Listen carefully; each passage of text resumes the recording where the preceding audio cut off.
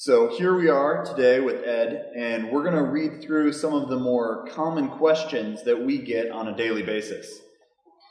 So the first question is from John, and the question is, when I am sure my puppy knows a command and he does it 99 times, but refuses to on the 100th time, do I give a negative marker of no, or do I just repeat the command and lure him into a sit? This puppy of mine knows exactly what a sit is, but sometimes he looks at me with those, "What are you talking about?" eyes. Good question. Question that we get enough emails on that we thought we would put on the video. The important thing here is that many people think that when they're training puppies, that the puppies understand these commands way before they actually do. In every case with a puppy, and a lot of times with adult dogs, you should always no mark the negative response. In other words, just say nope. No correction, just say nope.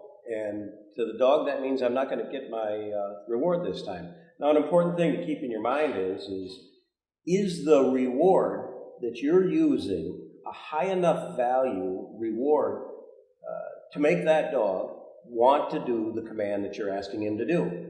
If it's just a low value reward, maybe it's not worth it. Maybe there's more things that are more interesting over there, or he's not engaged with you. So keep in mind, whatever you're going to use for reward has to be a big reward to the dog. And a lot of new trainers, when they're training their puppy, they turn obedience training into a drill.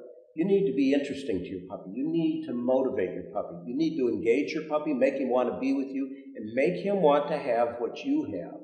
Now, this is all covered in the DVDs that we've done with Michael Ellis on the power of training dogs with food, the power of playing tug with your dog. We've done motivation DVDs that teach you how to turn a reward into an event so the dog wants to perform the command. But just as importantly, maybe to back up a little bit here too, when we're doing our training, we always need to keep in mind that our goal is to get our dogs, whether it's a puppy or an adult dog, to generalize the meaning of the command. And by that I mean, we may have our dog trained to sit in our kitchen. We may have our dog trained to sit in our kitchen when we're facing it. But take a puppy and have him in the kitchen, turn your back to him, tell him to sit, and see if he sits. If he doesn't sit, he really doesn't understand the meaning of the command yet. Take your puppy out into the garage or take your puppy into the front yard, ask him to sit. See if he'll sit there. If he sits all the time there like he does in the kitchen when you're standing in front of him, turn your back to him. Or put him behind the fence if you've got a fenced yard and stand on the other side and ask him to sit. When a dog or a puppy will perform the command in all of these different locations and in new locations, that's telling us that he's beginning to generalize the meaning of the command. But with that said, if the dog doesn't do the command when you do it, then no mark it, say nope, no correction now. Too often, new trainers are too quick to correct their puppies.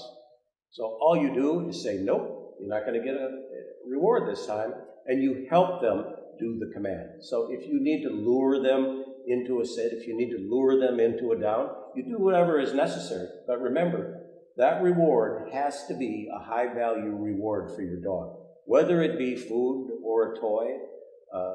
And there's a lot on our website about how to determine what a high-value reward is. So that's the way you should look at this problem.